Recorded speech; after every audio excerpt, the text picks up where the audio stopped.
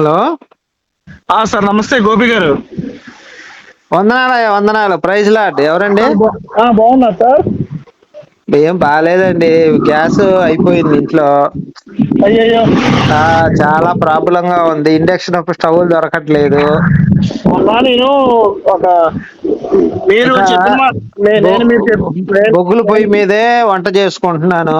పొద్దున కూడా టీ కూడా బయటికి వెళ్ళి తాగి వచ్చాను. హోటల్స్ లో కూడా లేవు, టీ అంతా ఫుల్ టైట్ గా ఉంది. సార్ మీరు చెప్తున్నంత అబద్ధాలు చెప్తున్నారు సార్. ఎందుకు సార్ అబద్ధాలు? మీరు బాగున్నారని అడిగాను, నేను బాగాలేదని చెప్పే అబద్ధాలంటే నేనేం చెప్తాను? నీకు అడగటం ఎందుకు అంతకాడికి? మీరు అడగడం కాదు, మీకు ఒక విషయం కోసం ఫోన్ చేశాను. ఇన్ని రోజులు ఏం చేయలేదు కదా. మీరు ఎవరు అసలు? నా పేరు రాజేష్ అండి, రాజమండ్రి. మర్చిపోయారటండి, ఎప్పుడు మీ నెంబర్ ఫీడ్ చేసుకున్నానని చెప్పారు, ఇది చెప్పారు. అయ్యా, నా వయసు 70 సంవత్సరాలు, నాకు మతి మరుపు వచ్చింది. ఒప్పుకోండి బాబు. నేను పాస్టర్ దగ్గరికి వెళ్ళి మీరు అడిగిన ప్రశ్నలు అడిగాను. అయితే నేను మీ మాట నమ్మకాన్ని ఎవరు ఎలీషా పాస్టర్ గారు అంట కదా, ఎక్స్ పాస్టర్ గారు సత్యబాబు అంట కదా, ఎలీషా సత్యబాబు. ఎవరైనా? శివశక్తి కరుణాకర్ సుగ్న గారు తాలూకట, ఎక్స్ పాస్టర్. ఎక్కడ ఉంటాడు ఆయన? నెట్ లో చూసానండి. యేసు అవలక్షణాలు గల యేసు అనేసి టైటిల్ ఉంది. ఏమో మరి, నాకు పరిచయం లేదు ఆయనతో. చెప్పండి. ఆయనతో నేనే మాట్లాడలేదు. ఆయన వాకింగ్ చూసి ఆయన అక్కడ ఆయన నెట్ లో పెట్టిన వీడియో చూశాను. ఏమనుందంటే, నన్ను నమ్మకపోతే తిరగల రాయి కట్టేసి సముద్రంలో పడవేమని యేసుప్రభువే చెప్పాడంట. ఎవరికి? ఆయనకే? ఎవరికైనా సరే బైబిల్లో ఉందంట. బైబిల్లో చూసాను వాక్యం. అక్కని చెల్లిని, అమ్మని, అక్కని, అన్నయ్యని, తమ్ముడిని, అందరినీ ద్వేషింప, ప్రాణాన్ని కూడా చివరికి ద్వేషించాలని యేసుప్రభు చెప్పారు అని బైబిల్లో ఉంది. ఆయన ఏమన్నారంటే, మరి ప్రాణాన్ని ద్వేషింపమని చెప్పిన వాడు మరి కలవరిగిరి గెత్సమనే తోట దగ్గరికి వెళ్ళి, ప్రభువా, అదే తండ్రి, నాకు శిలువ మార్గం వస్తుంది, ఈ గిన్నె నా నుండి తొలగించండి అని ఎందుకు ప్రార్థన చేశాడు అని అన్నారు అతను. ప్రాణాన్ని ద్వేషించమని చెప్పారు కదా యేసు ప్రభు. మరి ప్రాణాన్ని ద్వేషించమన్నవాడు మరి నాకు కలవరిగిరి కొండ నుంచి మళ్ళీ నాకు శిలువ శిక్ష తప్పించు అని ఎందుకు అంటాడని ఆయన అంటున్నారు. ఆయన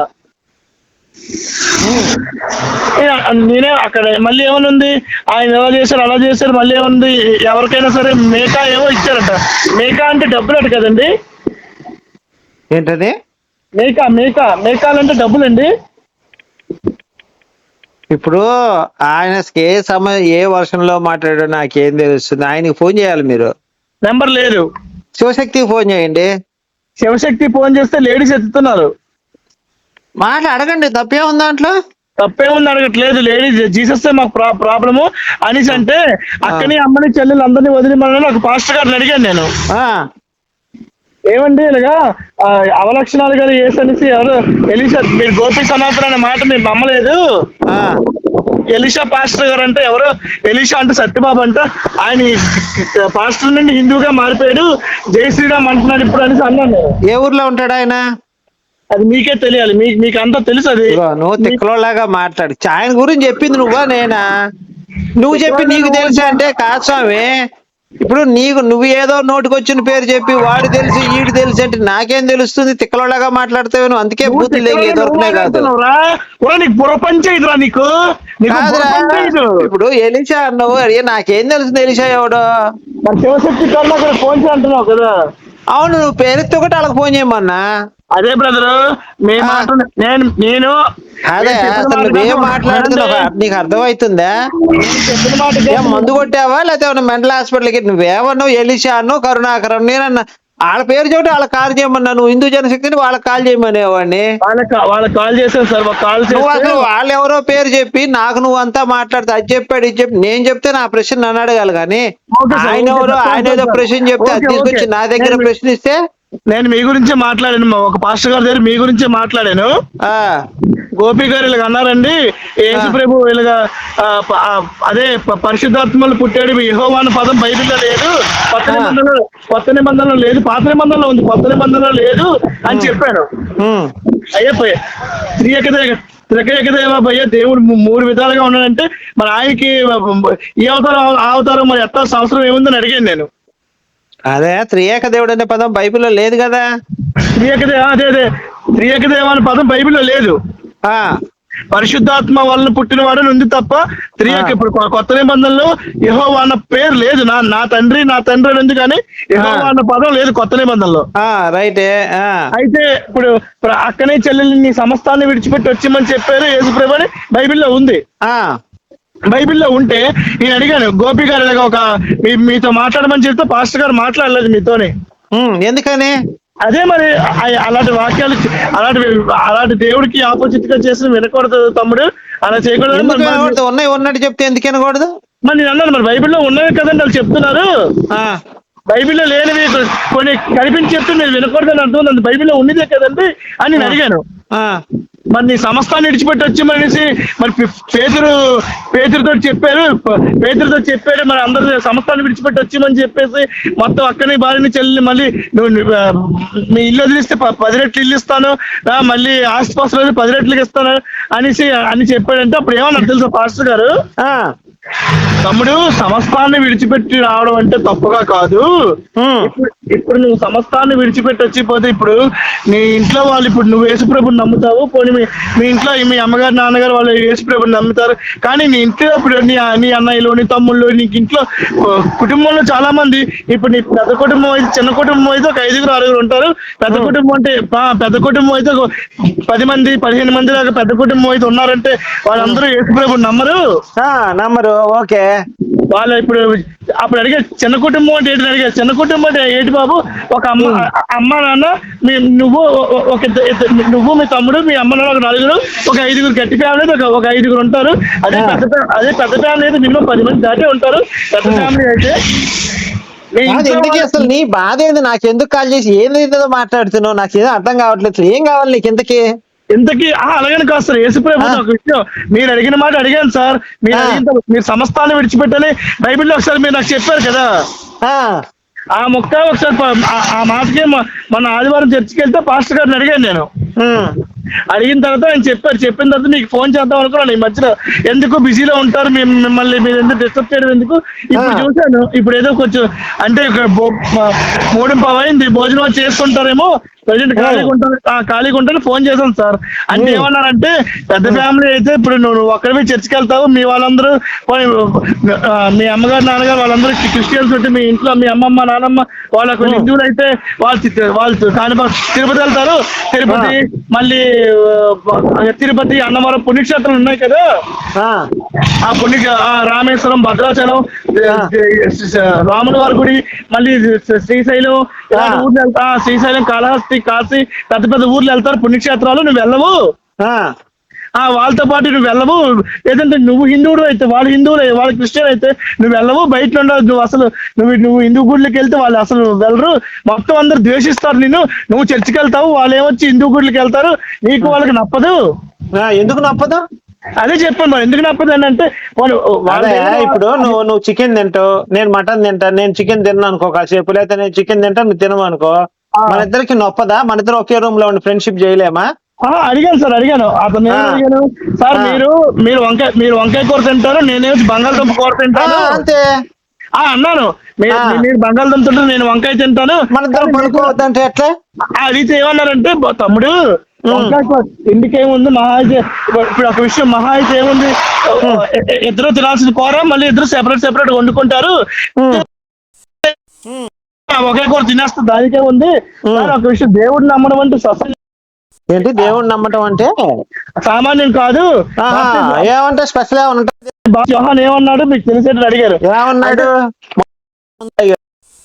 నేను మీకు నీటితో బాప్తిజం ఇస్తున్నాను. అప్పుడు ఏమన్నాడు ఆ పరిసయ్యులు ఏమన్నారు నన్ను, పరిసయ్యులు నన్ను ఏమన్నారంటే అక్కడ పరిసయ్యులు మామూలుగా అంటారు మేము అబ్రహాం సంతతి వాళ్ళమే, మాకు కూడా దేవుని రక్షణ ఉందంటే అదే సర్పసంతానమా మీరు అబ్రహాం సంతతి వారమని గర్వపడకండి, దేవుడు ఈ రాళ్ళ నుండి సైతం మనుషులను సృష్టించాడు, కానీ ఎవరినూ ఎక్కువ గాని తక్కువ గాని కానేరడు, ప్రతి ఫలించని ప్రతివృక్షము నరికి అగ్నిలో వేయబడినట్టుగా గొడ్డలు సిద్ధంగా ఉన్నది. కాబట్టి రానున్న దేవుని కోపాగ్నికి ఆహుతి కాకముందే మీరు తపోస్నానం బాప్తిజం పొంది రక్షణ పొందనంటే, అయితే మా జీవితాలు బాగుపడిపోవాలంటే నేను ఒక ప్రశ్న అడుగుతున్నా, ఆగు. నువ్వు ఇప్పుడు నువ్వేమంటున్నావు? బాప్తిజం పొందితే రక్షణ అన్నావు, అవునా? అవును సార్. మరి యేసోళ్ళమ్మ బాప్టిజం తీసుకుందా? మరియమ్మ గారు తీసుకున్నారా? మరి నాకు అది విషయం తెలియదు సార్. బైబిల్లో చూపించండి ఎక్కడైనా బైబిల్లో నుంచి మేరీ బాప్టిజం తీసుకుంది, యేసుని నమ్మింది, నాకు వచ్చిన చూపించండి చాలు, నేను కూడా బాప్టిజం తీసుకుంటాను.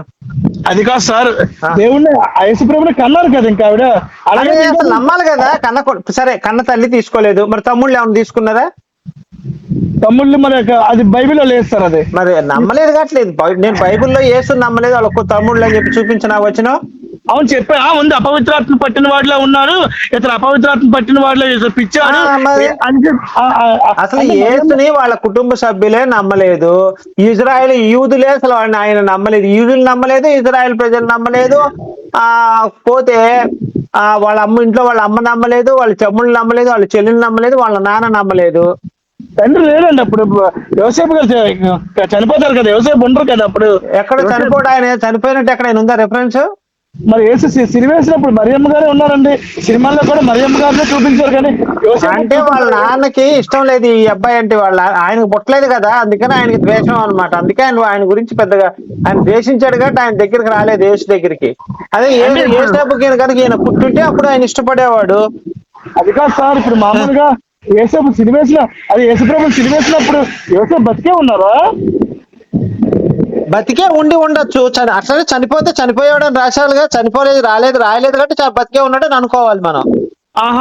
అయితే ఆ పాస్టర్ గారు అంటున్నారు బాప్తిజం ఇచ్చి యోహాను అయితే ఏం చెప్పారు, అప్పుడు పరిశీలి కూడా అంటారు కదా, మేము బాగుపడాలంటే మీతో బాప్తిజం పొందేదని చాలదు, రెండు అంగీలు ఉన్నవాడు రెండు అంగీలు ఉన్నవాడు లేనివాడికి ఒక అంగీ ఇవ్వాలి, రెండు పూట్ల భోజనం లేనివాడికి కనీసం ఒక పూటైనా పెట్టాలి. నేను బాప్తిజం ఇచ్చి యోహాను చెప్తారు కదా, చెప్పిన తర్వాత ఇప్పుడు ఆయన ఏమన్నాడంటే, సరే తమ్ముడు నువ్వు బైబిల్ నమ్మకపోతే సినిమా అయినా చూడు, కరుణామయుడు విజయచంద్ర. ఆ కరుణామయుడు చూడు, మెయిన్ ఇంపార్టెంట్ సినిమా, ప్రజలందరికీ పబ్లిసిటీ అయిపోయిన సినిమా కరుణామయుడు. ఆ కరుణామయుడు చూడండి. కరుణామయుడు బైబిల్లో ఏమీ లేదు, కరుణామయుడు సినిమా చూస్తే సరిపోయింది అంటావా? బైబిల్ చదవక్కర్లేదు ఇక? ఆయన అన్నారు నీకు బైబిల్ అంతగా డౌట్ ఉంటే నా ప్రశ్న జాగ్రత్త. ఇప్పుడు ఆయన ఏమన్నాడు, కరుణామయుడు సినిమా చూడమన్నాడు. అంటే మనం బైబిల్ చదవకపోయినా పర్లేదు, కరుణామయుడు సినిమా చూస్తే చాలు, బైబిల్ అంతా వచ్చేసినట్టే. అలాగనే లేదు కానీ బైబిల్లో కాదు. ఇప్పుడు నీకేమైనా డౌట్ ఉంటే అయ్యా నా బైబిల్లో ఇది చెప్పాయా అంటే, కరుణామయుడు సినిమా చూడంటే ఆయన చెప్పింది బైబిల్ చెప్పారు సార్. అది తిక్కలోడు ఆ డౌడు. లేదు పాస్టర్ గారు అండి, ఆయన బైబిల్ అని చెప్తున్నా నేను. మీరు తిక్కలోడండి, ఆ పాస్టర్ గారిని ఎందుకంటారు తిక్కలోడని? మరి తిక్కలోడు సినిమా చూడమని ఎందుకు చెప్తాడు? సినిమాలు చూడకూడదని బైబిల్ చెప్తుంటే పక్క నుంచి పాస్టర్లు అందరూ ఆయన సినిమాలు చూడమంటాడు. ఆ పాస్టర్ చెప్పలేదు, వేరే మా ఫ్రెండ్స్ అన్నారు. నేను చెప్పింది ఫస్ట్ వినండి సార్, మీరు విన్న తర్వాత సినిమా పర్లేదు, మీరు నన్ను ఏమన్నా పర్వాలేదు. నేను మామూలుగా పాస్టర్ గారు అంటే, పాస్టర్ గారు బైబిల్ వాక్యం చెప్పారు. బైబిల్ వాక్యం చెప్తే బయటకు వెళ్తే మా ఫ్రెండ్స్ అడిగాడు, మా ఫ్రెండ్స్ మామూలు హిందువులు, మా ఫ్రెండ్స్ అడిగితే మామూలుగా రాజేష్ అయితే పని చెయ్యు, నీకు బైబిల్ అంటే ఇప్పుడు అనిలం కాబట్టి బైబిల్ భగవద్గీత ఎలాగా, భగవద్గీత హిందువులకి పవిత్ర గ్రంథం కాబట్టి బైబిల్ క్రిస్టియన్స్ బైబిల్ గ్రంథం కాబట్టి మనం చదవలేము, పని చేసి సినిమా ఉంటే చూడంటే, ఇప్పుడు మహేష్ బాబు నాన్న తీశారు కదా శాంతి కృష్ణ ప్రభు సినిమా, ఆ సినిమాలు చూడు, కరుణామయుడు చూడండి అంటే చూస్తారు. ఆ సినిమాలో కూడా ఏమనుంది, నేను నీటితో అభిషేకిస్తున్నాను కానీ నా వెనుక నుండి వచ్చేవాడు పరిశుద్ధాత్మతో అగ్నితోనే మీకు అభిషేకిస్తాడు, ఆయన చెప్పుల వారిని ఇప్పటికేనండి నేను పాత్రను కాను. అది బైబిల్లో కూడా ఉంది సార్. ఇప్పుడు ఏం చేయమంటావు నన్ను? మరి ఇప్పుడు యోహాన్ చెప్పారు కదా, నాకంటే శక్తిమంతుడు ఒకడు వచ్చుతున్నాడు, శక్తిమంతుడు దేవుడు అని చెప్పాడా, శక్తివంతుడు అని చెప్పాడా? ఏంటండి ఇప్పుడు యోహాను దేవుడు అని చెప్పాడా, శక్తివంతుడు అని చెప్పాడా? సార్ దేవుడు అంటే శక్తిమంతుడు ఏంటండి? తిక్కగా నువ్వు అందుకే తిక్కలోలాగా మాట్లాడద్దని చెప్పి. దేవుడు అంటే ఒక నిమిషం నన్ను చెప్పనే శక్తిమంతుడు అనే పదం ఎవరికైనా వాడచ్చు, నీకు వాడచ్చు, నేను నీకంటే శక్తిమంతుడిని, నేను నీకంటే బలవంతుడిని, నేను నీకంటే తోపుని తురుమును, అలాంటి పదాలు వాడుకోవచ్చు. చెప్పేది శాంతం. నన్ను చెప్పనివయ్యా, నన్ను చెప్పని. నాకంటే శక్తిమంతుడు, నాకంటే బలవంతుడు అనే పదాలు ఎవరికైనా వాడుకోవచ్చు, కానీ ఈయన దేవుడు అనే పదం దేవుడికి తప్ప ఎవరికి వాడరు. దేవుడి దగ్గర ఏమన్నాడు, ఆయన చెప్పులు వారునైనను. ఏం మాట్లాడుతున్నావు? తిక్కలలాగా ఉన్నా. నీ చెప్పేది శాంతం, ఆవేశపడిపోతావు. కాదు నేను చెప్పేది విను, శాంతం విను తిక్కలోళ్ళగా. ఇప్పుడు చెప్పు. ఇప్పుడు ఈయన దేవుడు అనే పదం కనుక వాడినట్లయితే ఖచ్చితంగా మనందరం దేవుడు అంగీకరించాలి. నాకంటే శక్తిమంతుడు, అవును యోహాను కంటే శక్తిమంతుడు, కొన్ని మహిమలు చేశాడు యేసు. యోహాను ఏం మహిమలు చేయలేదు కాబట్టి శక్తిమంతుడు అనే పదం వాడాడు. ఈయనకు అనేక కార్యాలు చేశాడు, మహత్కార్యాలు చేశాడు కాబట్టి యోహాను కంటే శక్తిమంతుడు అని అందరూ నమ్మాలి. నేనే కాదు, నువ్వు నమ్మాలి. యోహాను కంటే శక్తిమంతుడే, దాంట్లో ఎటువంటి, కానీ దేవుడి కంటే శక్తిమంతుడు కాదు ఈయన. అర్థమైందా సార్? మరి ఏమన్నా ఆయన చెప్పులు వారిలో ఇప్పుడు నేను పాత్రుడను కాను అంటే బాబు, యోహాను కంటే గొప్పోడే, నేనేం కాదనలేదు కదా, నీకు మళ్ళీ అదే వాదనేస్తావు నువ్వు. అందుకే నాకు యోహాను కంటే గొప్పోడు నేనే చెప్తున్నా. నేను అన్నట్టు అనుకుందాం, కానీ బాప్తిజం తీసుకున్నారు పరిశుద్ధాత్మ పావురం రూపంలో వచ్చి ఆయన మీద ఎందుకండి వాళ్ళు పావురం ఎందుకండి ఆయన మీద వాలింది? ఎక్కడ ఆ ప్లేస్ లేక చెట్ల మీద లేక ఆయన మీద వాళ్ళకి రెట్టేసి వెళ్ళి ఉంటుంది. మాత్రం గొప్పడేనా? పరిశుద్ధాత్మ వచ్చి బావురం వాళ్ళతో గొప్పడైపోతాడా? ఈయన నా ప్రియకుమారుడు, అయితే అవును ప్రియకుమారుడు బొచ్చడు. దావీదు కూడా ప్రియకుమారుడు, ఆదాం కూడా దేవుడు కుమారుడే, మనందరం దేవుడు కుమారులమే. ఎక్కడ ఆదాం దేవుడు కుమారుడు? చనిపోయాడు, చిరివేశారు, మూడో రోజు లేచాడు. ఎవరు లేచారు చూపించు. తిక్కలోడు ఒక మాట,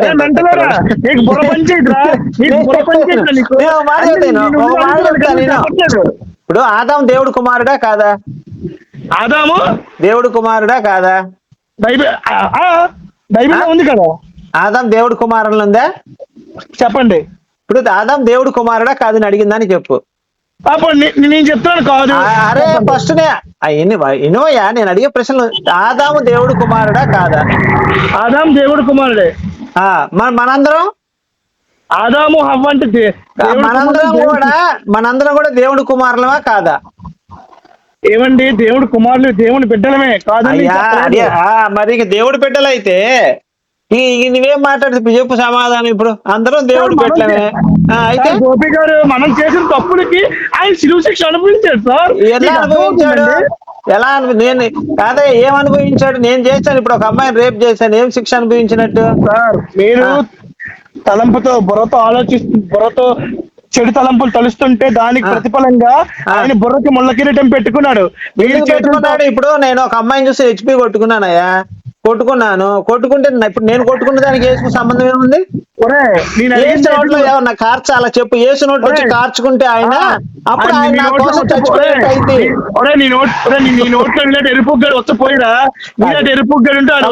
ఒకసారి విను నా మాట. అప్పుడు ఆవేశపడకుండా నేను అనేది ఏంటంటే, నాకు మూడు వచ్చినప్పుడు హెచ్పి కొట్టుకొని కార్చాను. యేసు వచ్చి నేను కింద పడకుండా ఆయన కార్చి తాగితే అప్పుడు యేసు నా కోసం కార్చాడు, కింద పడకుండా చేశాడు అనొచ్చు. అక్కడ 2000 సంవత్సరాల కింద చచ్చిపోయిన దానికి నేను హెచ్పి కొట్టుకున్న దానికి యేసుకు సంబంధం ఏంటి? దేవుడిని మీరు ఇలా ఆడిపోసుకుంటారు, ఎన్నాళ్ళు మీరు బాగుపడిపోతారు. మళ్ళీ నా ప్రశ్న తమ్ముడు, ఒక నిమిషం నా మాట కాదు, నేను చెప్పింది విను. ఒక నిమిషం, యేసు నా కోసమే చచ్చిపోయాడు. మీరు చేసిన తప్పుల వల్ల ఆయన తలకి ముళ్ళ కిరీటం పెట్టుకున్నాడు. అవును, ఇప్పుడు నేనేం చేశాను నేను చెప్తాను. కొన్ని పనులు చేశా. మీరు చేతులతో మనం చేతులతో చేసిన పాపాలు ఏమంటే వాటికి ప్రతిఫలంగా వేసి 2 చేతులకి మేకులు కొట్టించుకున్నారు. కాళ్ళకి 2. ఇప్పుడు కాళ్ళతో మరి నేను కొట్టుకోలేదు, మరి కాళ్ళకి ఎందుకు మేకులు కొట్టారు ఆయనకి?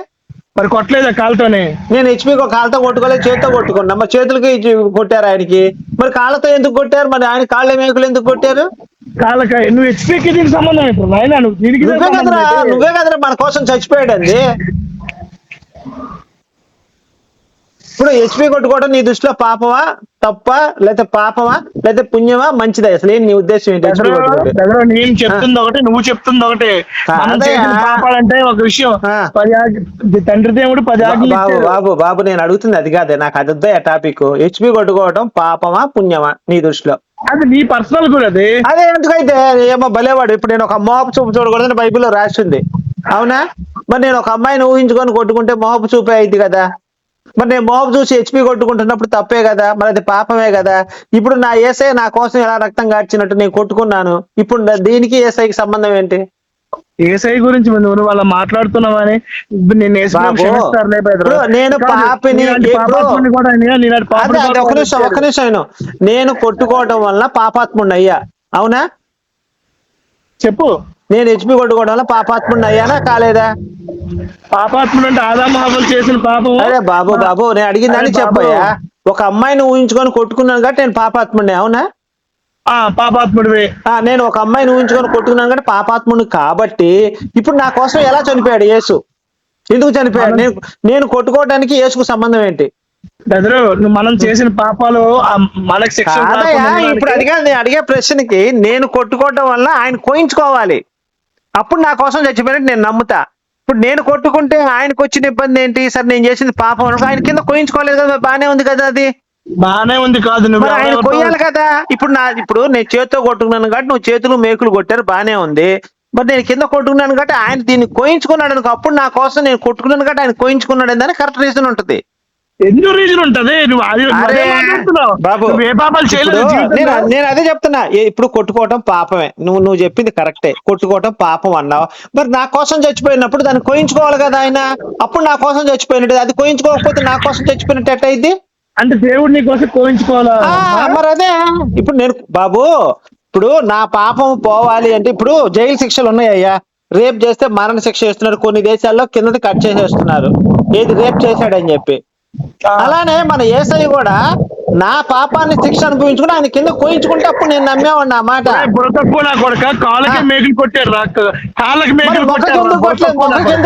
మొక్కకెందుకు కొట్టలేదు? మరి హెచ్పీలు కొట్టుకునే వాళ్ళందరూ పాపాత్ములే కదా, మరి వాళ్ళ పాపం ఎట్లా పోయింది ఇప్పుడు? ఒక విషయం బాబు, నేను అడిగిన దానికి నువ్వు ఇప్పుడు నువ్వేమన్నావు? నా మొగ్గ ఉంది, నా మొగ్గకు రోజు కొట్టుకుంటాను అనుకో, బట్ నా పాపం యేసయ్య తీసేయాలంటే ఆయన మొగ్గకు నువ్వు కోయించుకుంటే అప్పుడు నా పాపం పోయినట్టు అయితే. వచ్చేసాడు. ఒక్క నిమిషం విను. మన పాపం పోవాలి అంటే ఇదో బైబిలే చెప్పింది. కన్ను కన్ను, పన్నుకు పన్ను, చెయ్యికి చెయ్యి, కాలు కాలు సిద్ధాంతం చెప్పింది బైబిల్. ఇప్పుడు నా పాపం అదే చెప్తున్నా, నా పాపం పోవాలంటే నేను కొట్టుకున్నాను కాబట్టి యేసయ్య ఏం చేయలేదు, కోయించుకోవాలి. బాబు ఇంకా నా యేసయ్య నా కోసం చచ్చిపోయినట్టు ఎట్లా అయితే? నువ్వు కోయించుకో ఫస్ట్. కాదు స్వామి, నేనైతే ఎవరి కోసం చచ్చిపోను కాబట్టి నేను కోయించుకోవాల్సిన అవసరం లేదు. బాబు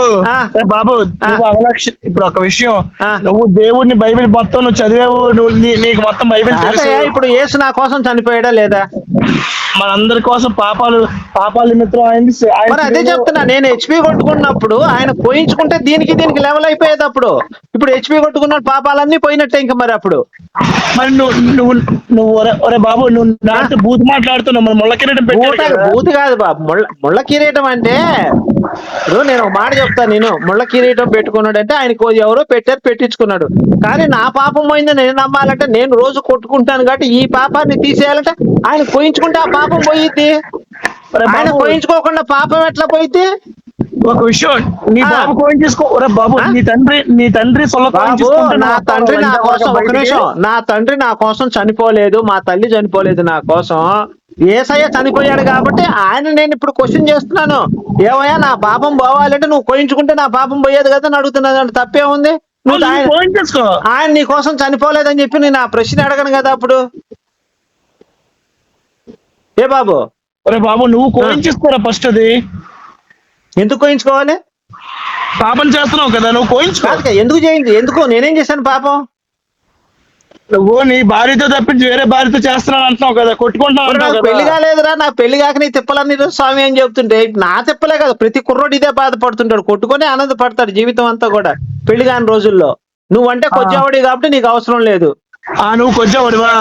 అరే బాబు, నేను మగవాడిని మాట్లాడుతున్నా, నీకు పెళ్లి కాలేదు కదా, మరి నువ్వు కొట్టుకున్నావు లేదు? నిజాయితీ ఒక మాట నేను అడిగిందా అని చెప్పు. నువ్వు కుర్రోడే కదా.